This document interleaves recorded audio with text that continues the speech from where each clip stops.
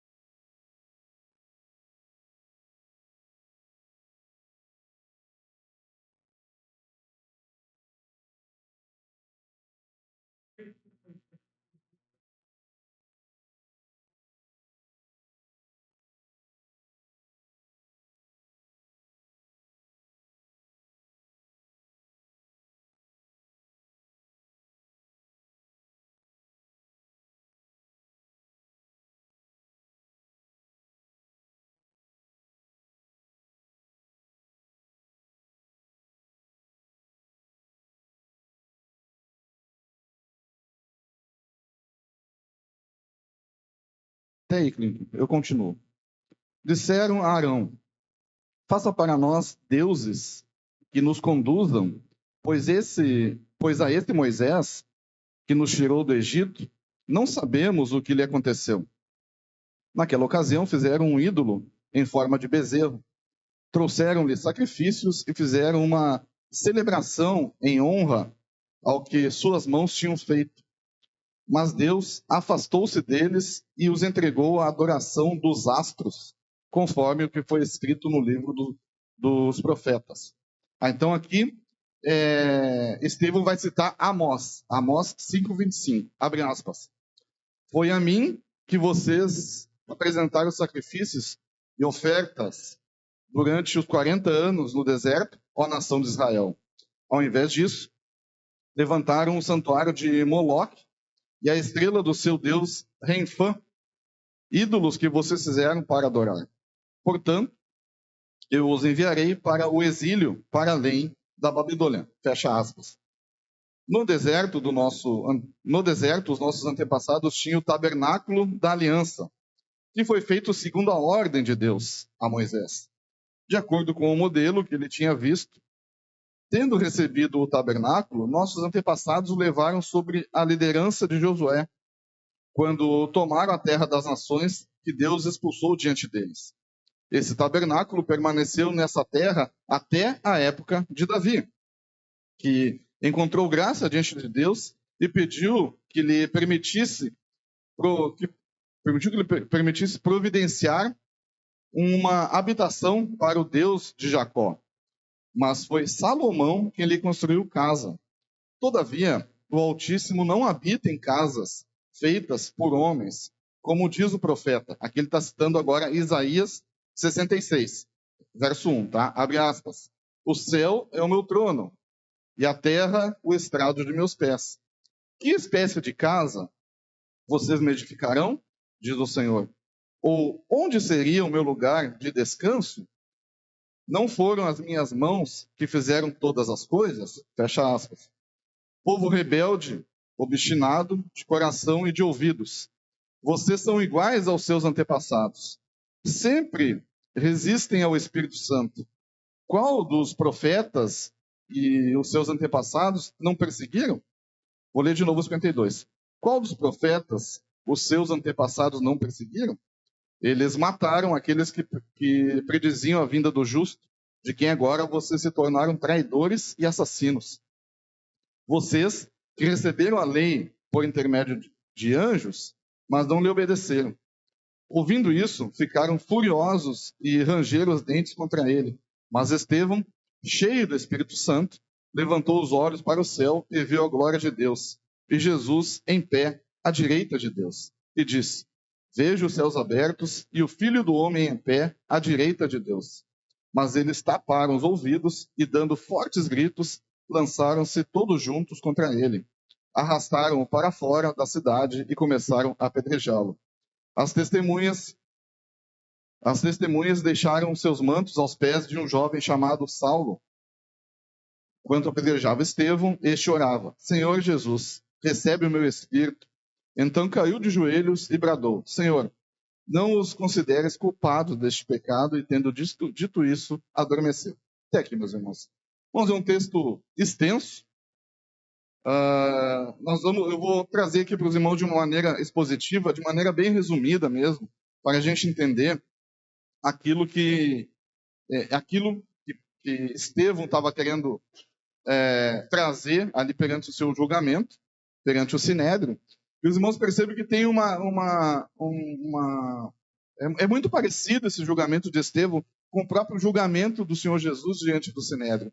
Existem muitas correlações que nós vamos ver no transcorrer da mensagem nessa manhã, né?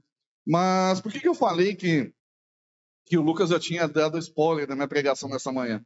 Porque toda essa celeuma que a gente tem visto a respeito da mudança de horário de culto, e o pior ainda, quando algumas pessoas têm acusado até algumas denominações, alguns outros irmãos de hereges. Como é que pode mudar o horário do culto? E como é que pode ainda os irmãos se reunirem dentro da igreja para assistir o jogo da seleção, um jogo de futebol?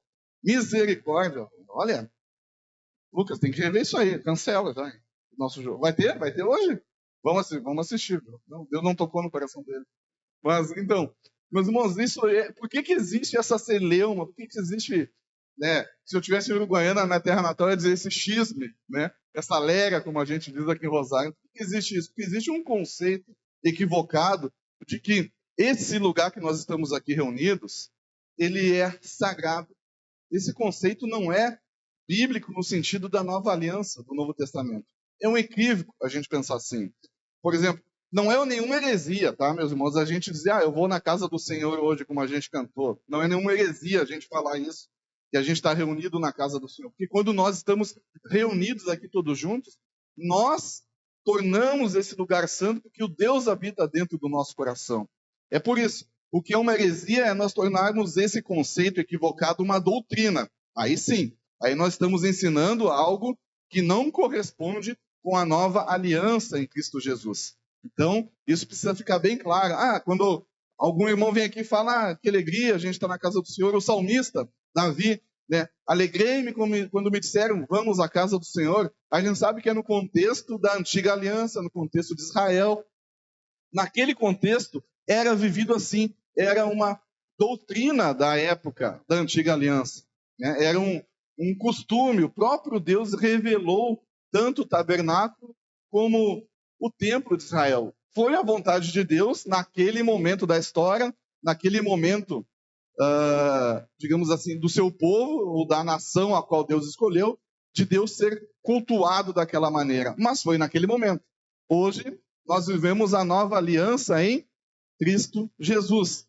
Tanto que os irmãos não ouvem a palavra igreja, não ouvem, não leem, não acham a palavra igreja no Antigo Testamento. Não existe. A palavra igreja, ela foi cunhada, ela foi criada a partir de Cristo. Foi Cristo que criou essa palavra. Foi Cristo que criou o termo igreja, o termo assembleia. Né? Nós nos assembleiamos aqui, não no sentido denominacional, tá? Mas nós nos assembleiamos aqui em culto ao Deus vivo, ao Deus que nós servimos, ao Cristo, ao nosso Salvador. Então, por que existe esse conceito equivocado? Por que existe esse conceito de que esse lugar que estamos aqui reunidos é um lugar sagrado? Né? Por exemplo, isso aqui. Isso aqui a gente tem o costume de dizer que é o altar, né? Ou o palco, né? Aqui não tem nada de sagrado, meus irmãos. Isso aqui é só um lugar mais elevado para o pregador poder ser melhor visto. Não que ele precise ser visto, mas Cristo precisa ser transmitido aqui nesse lugar, ou seja, em qualquer outro lugar. Os nossos músicos, nossos cantores estão aqui para louvar a Deus, mas não que esse lugar seja especial. Em algumas denominações, existem tronos aqui atrás, existem cadeiras especiais, e que somente a nata daquela denominação, não vou citar nomes, os irmãos sabem muito bem, somente aquela casta pode estar sentado ali, porque, enfim, deixa eu falar, vamos seguir. Eu sempre costumo dizer, né, se a gente não tivesse esse lugar aqui, glória a Deus que nós temos esse lugar, um lugar bom, um lugar agradável, né, tem as suas imperfeições, nós temos vazamentos, nós temos piso quebrado, a gente tem goteira, e glória a Deus por isso também mesmo, glória a Deus, porque aqui a gente vê que, assim como nós também não somos perfeitos, o lugar aqui que Deus nos deu aqui para a gente cultuar também não é perfeito, precisa de manutenção, esse lugar não está tão santificado, está cheio de problemas. Nós também estamos cheios de problemas cultuando o nosso Deus, pela sua graça e pela sua misericórdia. Né? Mas o importante o que é? Não é o horário do culto, não é o local do culto. Meus irmãos, se nós saímos daqui agora, nos levarmos umas cadeiras, ficamos de pé ali no estacionamento do Nacional, quer dizer, nem é Nacional agora, Nicolini, você sabe, mas não sabe a Bíblia. Viu? Tá, se nós ficarmos ali no estacionamento do Nicolini, reunidos e pregando a palavra, aquele lugar vai ser santo, aquele estacionamento. Por quê? Porque nós estamos reunidos naquele lugar, não porque nossa, aquele povo é tão santo e abençoado, não, mas porque o Cristo, o Espírito de Deus que habita dentro de nós, ele está reunido também, ele está presente em nosso meio. Né? Então isso torna um lugar santo ou não. Né? Então aqui, voltando a dizer, isso aqui é tijolo, é zinco, é madeira, é cimento, é pedra, é um lugar comum. Mas nesse exato momento, Aqui agora, quando nós estamos refletindo sobre a palavra do Senhor, quando estamos aqui cantando louvores ao Senhor, quando nós estamos adorando a Deus, orando a Deus, esse lugar se tornou santo pela presença de Deus em nossos corações e pelo Espírito Santo. Amém? Alguma heresia? Não? Então tá, vamos lá. Meus irmãos, nós vemos aqui em Atos, capítulo 7, do verso 1 ao 53, o discurso de Estevão.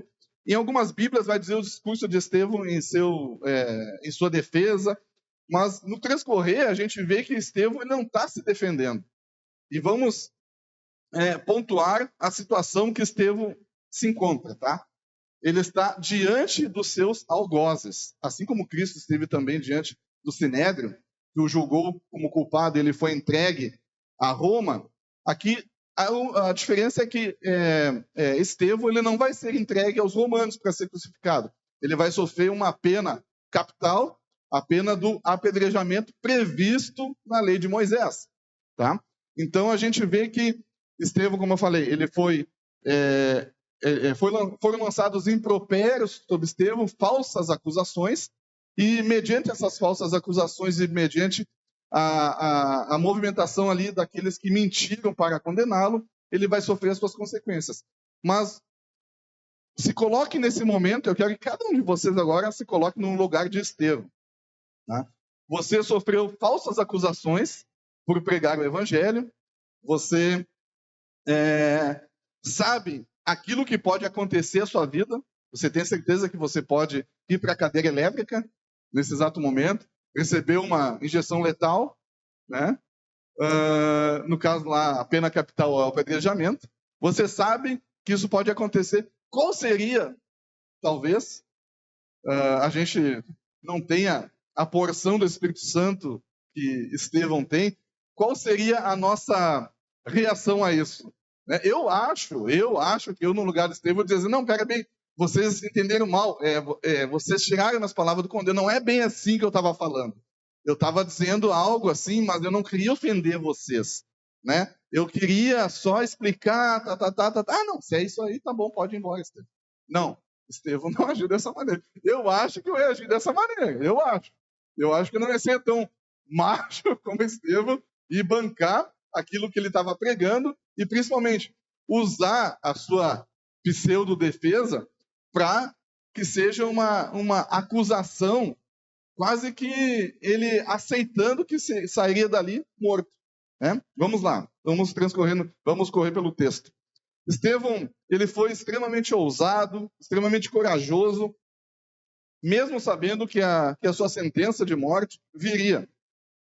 E ele conta a história de Israel de maneira cronológica e resumida para mostrar que existe um padrão de pecaminoso no sistema religioso de Israel. O mesmo padrão que Jesus, o próprio Cristo, condenou nos seus embates teológicos e nos seus embates ali com os fariseus. Lembrando que os fariseus, eles eram os religiosos da época. Eles detinham o poder religioso da época, que era um poder também político muito forte, muito forte. Então, a gente não está falando aqui de qualquer circunstância. É uma circunstância que poderia levar alguém à morte e levou. Então, Estevão destaca que Deus é soberano, majestoso, de modo que templos feitos por mãos humanas não podem conter o Deus, a grandeza de Deus. A liderança de Israel tentava colocar Deus numa caixa. Não, é nós que dizemos como Deus deve agir, somos nós que dizemos como Deus deve fazer as coisas, somos nós que temos a revelação daquilo que Deus quer que aconteça, somos nós que ditamos as regras a respeito daquilo que Deus faz ou deixa de fazer nesse mundo. Então, o conceito religioso dos fariseus, ali do Sinédrio, de maneira resumida, é essa. Né? O povo de Deus, ou seja, naquela época, a nação de Israel, os líderes, eles estavam constantemente rejeitando a Deus. E Estevão vai aprofundar isso de uma maneira, volto a dizer, corajosa, extremamente forte e extremamente agressiva até, para não dizer em outras palavras. A gente vai caminhar de maneira expositiva, rapidamente pelo texto, entendendo cada ponto citado por Estevão, para depois a gente entender o conceito ao qual Estevão estava acusando o Sinédrio, e para a gente ver se, nos nossos dias atuais, se a gente não está fazendo o mesmo também. Tá? Então, a aplicação prática dessa mensagem nessa manhã é para que a gente pense se a gente está agindo de maneira religiosa como o Sinédrio, ou se nós estamos agindo, ou se nós estamos reconhecendo a grandeza e a soberania de Deus naquilo que Ele quer agir em nosso meio. Tá? Vamos lá. Então, Estevão começa em Atos 7:1 até o verso 8, ele começa por Abraão, como o pai da nação. Aí eu fiquei me perguntando, mas por que Estevão não começou do começo? Né? Por que Estevão não começou lá na criação, citando a criação? Porque a partir de Abraão existe uma organização religiosa, uma organização, de certa forma, política também, no bom sentido da política, tá, meus irmãos? Nesse sentido. No meio do povo de Israel. Ou seja, Deus escolhe Abraão para fazer de Abraão e de seus descendentes uma nação. Então, a partir desse momento, começa essa organização como nação ou como futura nação de Israel. Tá? Então, foi por isso que talvez o Espírito Santo tenha me revelado, foi por isso que ele não começou lá do início de Gênesis, lá na criação. Vamos lá. Então, a gente percebe que Estevão começou com Abraão como o pai da nação de Israel. O próprio texto bíblico lá em Gênesis chama Abraão de pai. O pai Abraão, o patriarca Abraão, enfim.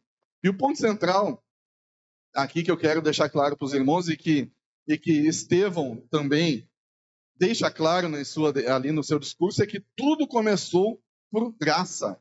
E a gente não pode perder esse conceito, meus irmãos. Tudo na nossa vida, tudo na palavra de Deus, tudo o conceito é graça. Desde o Antigo Testamento até o Novo Testamento, até apontando para a igreja, que hoje somos nós, a igreja gentílica, tudo é graça. Nada jamais vai ser por merecimento. Nada.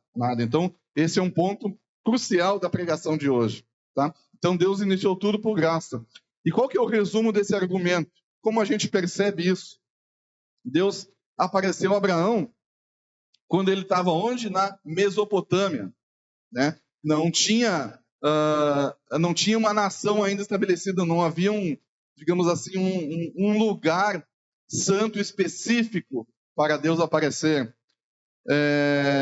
Abraão ainda não tinha terra, ainda não tinha nenhuma propriedade, não existia o tabernáculo, não existia o templo de Israel, não existia nada. Era só Abraão sendo chamado por Deus para iniciar uma grande nação. E mesmo assim, Deus fez uma aliança com Abraão. Deus não estava preocupado se tinha um lugar santo ou não. Deus, mesmo assim, fez uma aliança com Abraão. Teologicamente, existe uma lição para a gente observar. Deus nunca esteve preso a lugar sagrado. Nunca esteve preso. Deus pode agir onde Ele quiser, pode agir da maneira que quiser. Jamais nós podemos dizer que Deus tem que agir. Não, Deus tem que agir dessa maneira. Né? Existe um vídeo não muito antigo, de um líder de uma denominação, que ele critica Jesus. Os irmãos vão saber, não vou citar, mas que ele critica Jesus por Jesus ter feito o primeiro milagre, ter transformado água em vinho. Mano, como é que pode Jesus ter transformado água em vinho?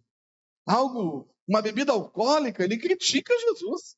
A que ponto chega o cidadão em criticar Jesus por ter transformado água em vinho? Jesus errou, se equivocou, né? Na minha concepção, Jesus tinha que ter feito ali um Del Valle, um Tang, mas vinho, pelo amor de Deus, pelo amor de mim. Né? Então, existem essas aberrações, tá? Os irmãos vão saber, pesquisem que os irmãos vão saber. O pregador critica o primeiro milagre de Jesus, se você não sabe, eu vou saber quem é. Então a lição teológica que a gente vê nesse primeiro argumento de Estevão é que Deus não se limita ao lugar sagrado e isso confronta diretamente a acusação contra Estevão, qual que era a acusação? Estevão estava pregando contra o templo. Estevão estava pregando contra o lugar sagrado. Então essa é a acusação. Tá? A gente não pode perder de foco isso aí. Estevão, homem cheio da graça e do poder de Deus, realizava grandes maravilhas e sinais entre o povo. Contudo, levantou-se oposição dos membros da chamada Sinagoga dos Libertos, dos judeus, de Cirene e de Alexandria, bem como das províncias da Cilícia e da Ásia. Esses homens começaram a discutir com Estevão, mas não podiam resistir à sabedoria e ao espírito com que ele falava. Então subornaram alguns dos homens para dizerem: ouvimos este Estevão falar palavras blasfemas contra Moisés e contra Deus, e como agitam o povo e os líderes religiosos e os mestres da lei, e prendendo Estevão, levaram-no contra o Sinédrio. Então, Estevão, ele estava sendo acusado de falar não só contra o templo, mas também contra a lei e contra Moisés. Então, para aquela época, essas eram acusações extremamente graves. Mas aqui a gente sabe que são acusações mentirosas. Não foi isso que aconteceu. No segundo ponto, tá, eu vou transcorrer, porque nós temos ceia para a gente não digo perder tempo, mas para a gente não se demorar tanto. Então, o segundo ponto é agora Estevão, ele aborda José. No versos 9 ao 16, ele traz José à conversa, né, ao seu discurso. Então, a história resumida de José, para a gente entender o contexto, né? Os patriarcas, seus irmãos invejaram José, a gente conhece a história, venderam José como escravo. Deus, porém, estava com José, então José foi invejado, né? Foi vendido como escravo, mas Deus estava com José, e José foi transformado e acabou como governador do Egito. Então aqui a gente percebe um primeiro padrão. Aqui a gente percebe que o raciocínio de Estevão nesse discurso começa a fazer sentido, tá? A gente vê que o primeiro padrão começa a ser demonstrado a partir do momento que o escolhido de Deus é rejeitado pelo seu próprio povo. E parece aqui que parece que Estevão, ele vai preparando a cama, vai preparando ali a situação para depois dar uma lapada final que culmina com o seu apedrejamento. Nós vamos ver no transcorrer do texto. Então aqui a gente vê o primeiro padrão, mas depois a gente vê que José foi levantado como salvador dos seus próprios irmãos, foi levantado como salvador da sua própria família, da sua própria nação, do seu próprio povo. Então, isso aponta diretamente para quem? Para o próprio Cristo, para o próprio Jesus, que foi rejeitado pelos seus, mas também depois será e é o salvador dos seus, daqueles que assim creram nele. Obviamente que nem todo gentil ou nem todo povo gentílico crê em Cristo, e obviamente que nem todo judeu crê em Cristo. A grande maioria dos judeus não creem em Cristo. Essa é a verdade. Às vezes eu fico pensando, o Lucas está com um cachecol judeu ali, ó, né? Isso é árabe, isso é uma heresia, tá? Não, mas às vezes eu fico pensando assim, às vezes o pessoal enche, né? Bota castiçal, candelabro, bota a arca da aliança, as miniaturas, sabe? Esses dias tinha um camarada tocando chofar aqui em Rosário. Eu tenho vontade de chegar lá e escrever: meu irmão, você entende que judeu não crê em Cristo? Eu tenho vontade de fazer isso. Você sabe que judeu não crê em Jesus? Aí o camarada vai lá e traz tudo do judeu, tudo do culto judeu, da antiga aliança para dentro do culto da nova aliança em Cristo Jesus. Não faz sentido. Não faz sentido nenhum. Quando eu vejo isso, eu fico entristecido, sinceramente. Sinceramente. Dá vontade de escrever, mas o Lucas me aconselhou a parar de escrever algumas coisas na internet. Eu estou seguindo o conselho dele. Viu, Lucas? Estou seguindo. Vamos lá. Até me perdi aqui. Vamos lá. Então, aqui, terceiro ponto. Atos 7, 17, do verso 17 ao verso 36. Agora, quem que Estevão traz para a conversa, para o discurso? Estevão traz Moisés. Ele relata que Moisés foi o herói de Israel. Estevão divide a vida de Moisés em 3 pontos de 40 anos. Né? Então a gente vai ver ali 40 anos de Moisés no Egito, quando ele foi ali, desde a sua infância, quando foi achado ali o cesto dele ali, andando pelas águas ali, quando a sua irmã largou, a sua mãe largou ali ele nas águas. Houve a perseguição contra os meninos ali no Egito, todos eram mortos, e para salvar a mãe foi a mãe de Moisés, né? Eu posso falar uma heresia. A mãe ou a irmã? Irmã, viu? A irmã, olha aí, ó, sabe mais que o pregador, viu? A irmã de Moisés largou Moisés ali, ele foi encontrado pela filha de Faraó. Bom, os irmãos já sabem a história. Isso foi uma providência de Deus para que fosse preservada a vida de Moisés, tá? Então, Moisés, ele foi rejeitado pelos seus também. Ele viveu 40 anos no Egito, 40 anos no deserto de Midian, ali como pastor, se casou, teve 2 filhos, e depois 40 anos no processo de libertação de Israel. Então foram 3 períodos de 40 anos que são abordados ali por Estevão. Então vamos lá, 40 anos no Egito, 40 anos no deserto de Midian e 40 anos libertando Israel. Mas o foco de Estevão, ele foca em outra situação a respeito de Moisés. Nós vemos isso quando esse padrão ele começa a ser demonstrado por Estevão, quando Moisés também é rejeitado por Israel. Então ele cita mais uma rejeição.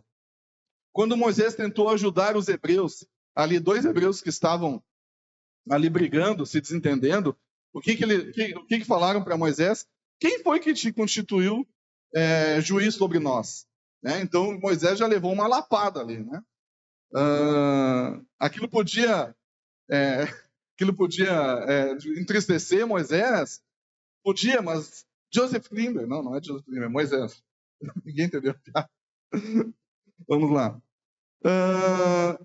O foco de Estevão, então, é outro. É a rejeição de Moisés, já no começo ali da sua tentativa de fazer algo pelo seu povo. Ou seja, o libertador enviado por Deus foi rejeitado pelo próprio povo. Deus, porém, envia novamente como libertador e então Moisés precisa, com a ajuda de Deus, com todas as suas limitações, tanto que Moisés ele questiona Deus, porque, não sei se os irmãos sabem, Moisés tinha um problema na fala. Né? Alguns dizem que ele é gago, outros dizem que ele é fanho, não sei. Mas ele tinha um problema na fala. Então ele pede para que ele seja ajudado por alguém. Então, Arão, o irmão de Moisés, é aquele que muitas vezes fala em nome de Moisés, porque ele não tinha problema nenhum de fala. Né? Mas Moisés era aquele escolhido por Deus para libertar o seu povo, o povo de Deus. Então José foi rejeitado e depois foi exaltado. Moisés foi rejeitado e depois foi libertador. Então, mais uma vez, a gente vê isso apontando para o Cristo, para o Messias, para o nosso Senhor, que foi também o rejeitado, foi o libertador, mas que também foi o Salvador. Então, Estevão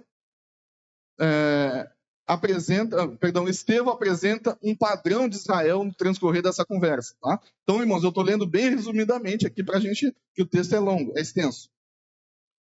Agora, no verso 37, no verso 43, a gente vê Israel rejeitando Deus no deserto. E aqui o discurso fica mais pesado, mais incisivo. Aqui nós vemos como Estevão agora, ele realmente aponta para o pecado do Sinédrio, para o pecado como padrão, e o Sinédrio vem fazendo, os religiosos da época, fazendo a mesma coisa, a mesma prática. Estevão lembra que mesmo após os milagres ali que o povo viu através de Moisés, mesmo foram milagre é o que não faltava ali na vida de Moisés como líder. Foram milhares de milagres que nós sabemos muito bem. As 7 pragas, o cajado de Arão ali que se transformou em serpente, até os egípcios fizeram algo semelhante. Mas, enfim, foram inúmeras provas de que Deus estava com Moisés e que Deus estava cuidando do seu povo. Mesmo assim, o povo pecou. Mesmo assim, o povo se rebelou contra Deus. E nós vemos isso no verso 37 ao 43. Mesmo após os milagres, o povo rejeitou Moisés, desejou voltar para o Egito e fez o bezerro de ouro. Depois de tudo aquilo, meus irmãos, imagine, agora eu quero que você se ponha no contexto de vocês, povo de Deus, saindo do Egito, atravessando o mar aberto, em seco, os egípcios lá todos morrendo afogados com as suas bigas, com as suas carruagens, seus cavalos. Vocês e eu, tá? Vocês recebendo o alimento toda manhã através do maná, não precisando se preocupar se amanhã vai ter ou não alimento. Deus disse que teria, não precisava nem estocar, né? À noite, uma coluna de fogo para aquecer na noite fria do inverno. Durante o dia, durante a caminhada, a nuvem protegendo o povo e a nação do sol. E não era qualquer nuvenzinha, meus irmãos, era uma nuvem espessa para proteger milhões de pessoas. Não me lembro o número agora, mas eram milhões. Os irmãos lembram? Mas era muita gente. Daria umas 30 rosários aqui, em termos de população. Então, a gente percebe que, às vezes, a gente até se acostuma e torna o milagre de Deus na nossa vida algo comum, e a gente não pode agir dessa maneira.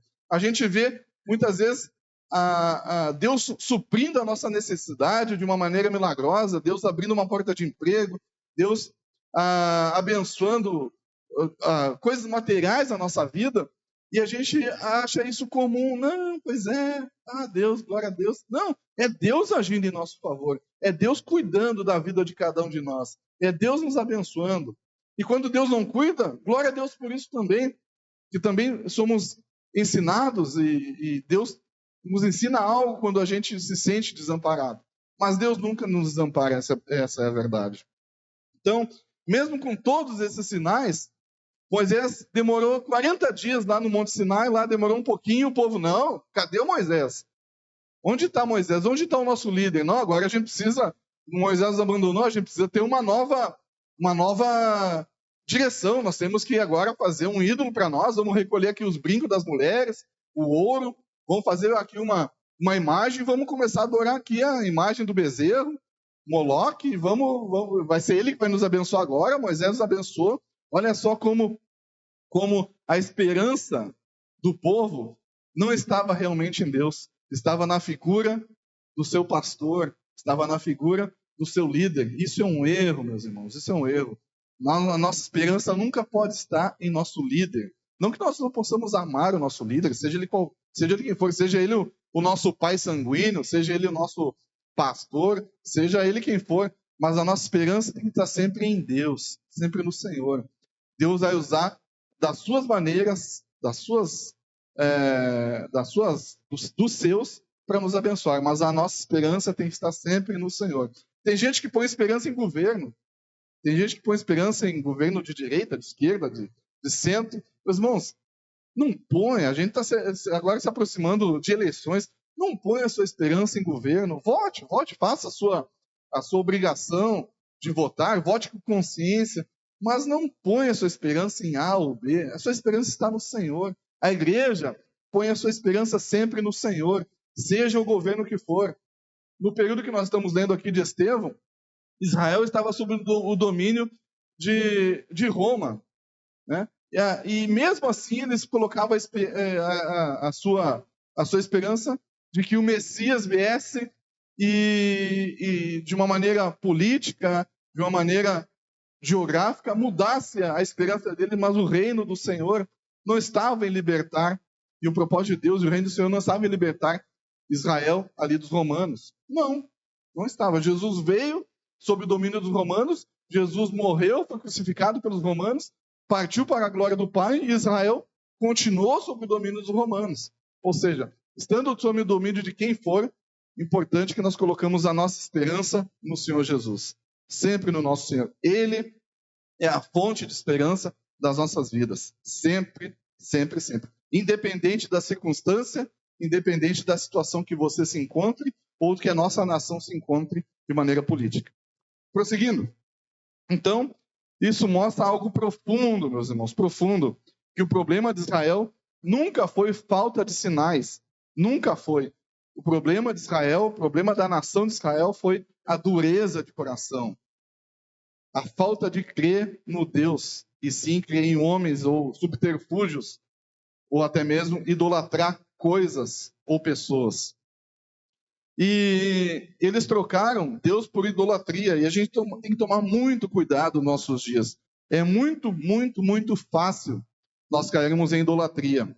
E agora eu trago isso para o nosso contexto, daquilo que o Lucas nos deu o spoiler, e naquilo que eu gostaria também de abordar a respeito dessa questão de Copa do Mundo, mudança de horário de culto. É muito fácil, mesmo nós sermos cristãos verdadeiros, a gente cair no pecado da idolatria até mesmo sem a gente perceber. Isso é muito fácil. E a gente vai ver por quê. Assim como o povo lá atrás idolatrou o bezerro de ouro e estava preocupado e a sua esperança estava em Moisés e não em Deus, muitas vezes nós fazemos isso com denominações.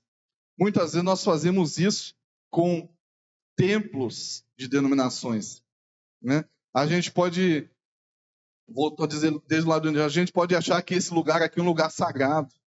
A gente pode cair nesse pecado de achar que esse lugar aqui que nós estamos reunidos, ele é sagrado. Nós achamos que esse lugar aqui, ele é um altar. O altar de Deus está no nosso coração. O altar de Deus, ele está na nossa vida. E a gente vê profecias do Antigo Testamento falando disso.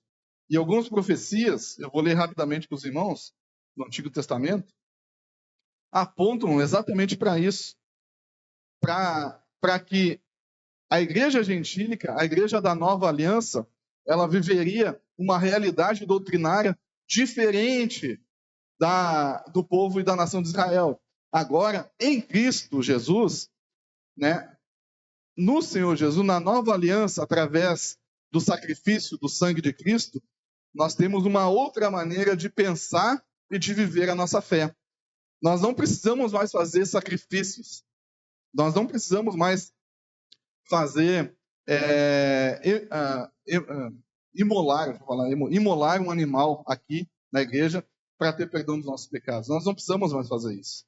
Nós já temos um sacrifício perfeito, já foi feito por Cristo Jesus. Não há mais necessidade de sacrifício. Nós vivemos agora o período da graça em Cristo Jesus. Mas isso foi predito pelos profetas lá do Antigo Testamento. E algumas profecias dizem assim, em Isaías 46:9, o servo para os gentios, a profecia de Isaías serviu para que o Messias não seria apenas uma salvação para Israel, mas seria também dado como luz para as nações, levando salvação até os confins da terra. E essa profecia está falando da igreja aqui de Rosário do Sul, tá? Até os confins da terra. Então, confins da terra somos nós aqui, final do mundo, né? Então, essa profecia fala diretamente para nós de Rosário, tá? Todos de Rosário. Então, a gente vê que existiram profecias falando desse período da nova aliança através do Messias. Em Oséias, o profeta predisse que Deus chamaria de meu povo aqueles que não eram seu povo. Até Cristo, o povo de Deus era a nação de Israel. A partir de Jesus, o povo de Deus é todo aquele que crê no Messias. Olha que maravilhoso. Então, que lhes daria misericórdia. Esse texto está em Oséias 2:23. Esse texto é citado no Novo Testamento com a inclusão dos gentios na fé também. Ele é citado no Novo Testamento. Em Amós, a gente vê a restauração da tenda de Davi, uma profecia. O livro de Amós profetizou que na restauração promovida por Deus, o restante dos homens e todas as nações buscariam o Senhor. Então a gente vê em Amós 9, 11, 12. Então, essas profecias já se cumpriram. Nós estamos aqui por causa de Cristo, porque um dia Deus quis que isso acontecesse. Deus, na sua soberania, ele já havia planejado, já havia pensado na eternidade, em sua eternidade, consigo mesmo, ele já havia pensado a nosso respeito. Nós, como igreja gentílica, aqui ninguém nasceu em Israel, mas nós fazemos parte do povo de Deus pela fé no Messias, a fé em Cristo. Então, existem muitas outras profecias, eu só citei aqui 3, para a gente entender que a igreja gentílica, ela não é assim, não deu certo com Israel, vamos para os gentílicos. Não, não é isso, meus irmãos. Esse conceito é equivocado. A igreja gentílica, nós já estávamos no plano de Deus desde a eternidade de Deus, tá? Então, isso não se alguma vez alguém disser para você, Deus mandou Jesus porque com Israel não deu certo. Não, isso é um equívoco, isso é uma heresia, tá?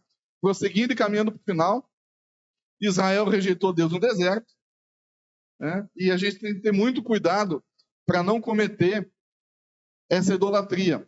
Os irmãos têm noção que a gente pode idolatrar até a Bíblia. Como é que a gente pode idolatrar uma Bíblia, né? A minha, por sinal, está muito bonita. Mandei fazer uma capa de couro. Os irmãos sentem inveja. Está linda mesmo. Muito bonita. Ungida. Olha. A gente pode idolatrar até a Bíblia. Como é que eu posso idolatrar a Bíblia? O que é importante para nós aqui, nesse livro? O que é importante para nós? O importante para nós é o ensino que esse livro nos apresenta. Tá? Isso é importante. Nós temos que viver o quê? Viver a palavra de Deus nas nossas vidas. Colocar em prática a palavra de Deus nas nossas vidas. Mas eu posso idolatrar a Bíblia. Idolatrar aqui a palavra de Deus.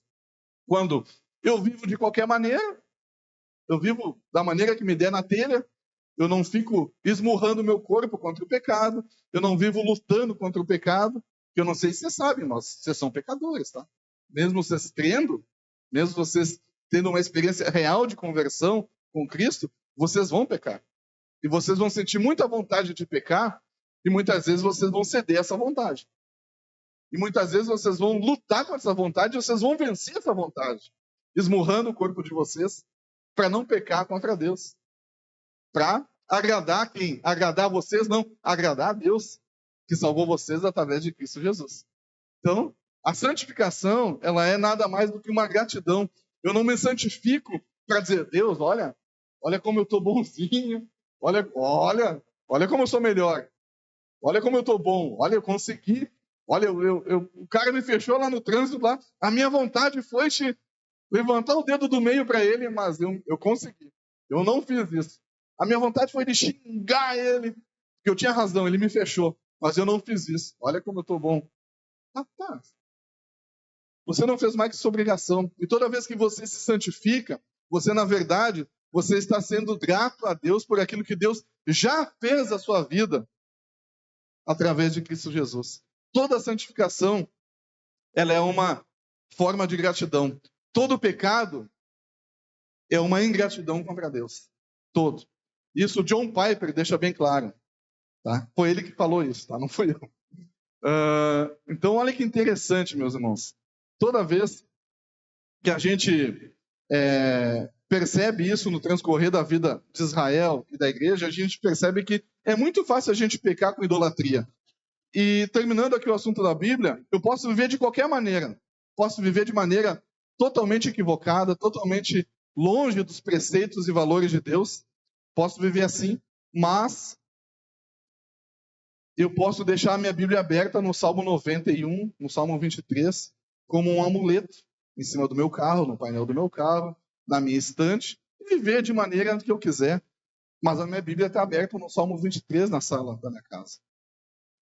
Você está tornando a palavra de Deus, um livro, né, um amuleto na sua vida, uma idolatria.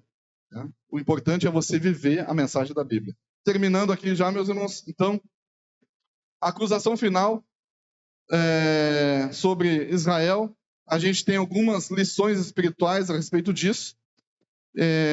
Eles resistiram ao Espírito Santo, eu não vou conseguir passar todas para vocês, eles resistiram ao Espírito Santo. eles pecaram contra Deus e Estevão acusa eles de cometer esses pecados gravíssimos. Tá?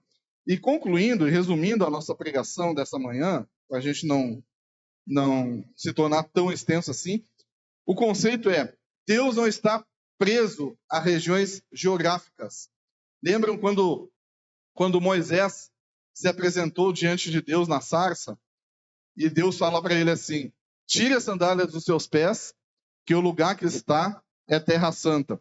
É terra santa porque era uma terra especial? Não, porque a presença de Deus naquele lugar, naquela situação, naquela circunstância, tornava aquele lugar santo.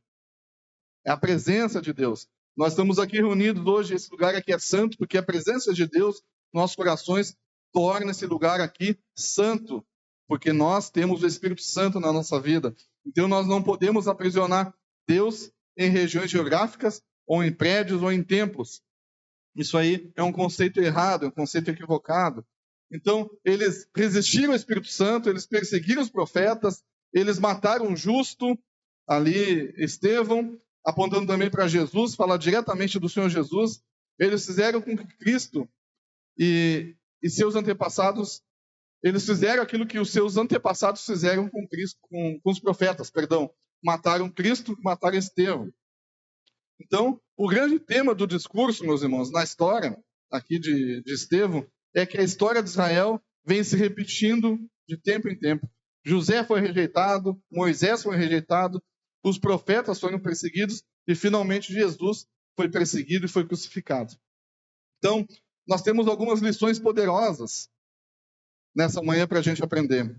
Para a gente não mais resistir ao Espírito Santo e não cometer o mesmo erro de Israel. Eles tinham templo, eles tinham lei, eles tinham tradição, mas resistiam ao Espírito Santo e ao Messias. Deus age fora das expectativas religiosas. Abraão encontrou Deus fora da terra prometida. José encontrou Deus no Egito. Moisés encontrou Deus no deserto. Deus não cabe em estruturas humanas. E é algo impressionante.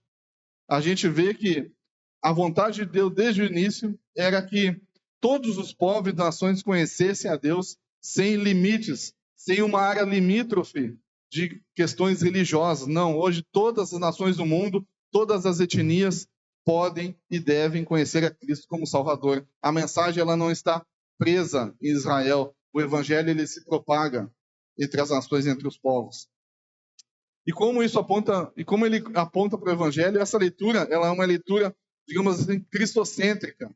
E ela é uma característica da interpretação apostólica na nova aliança em Cristo Jesus. Deus ele não habita em templos ou lugares feitos por mãos humanas, ele habita no nosso coração. Lá em Hebreus, e concluindo, lá em Hebreus 10:16, está escrito: esta é a aliança que farei com eles.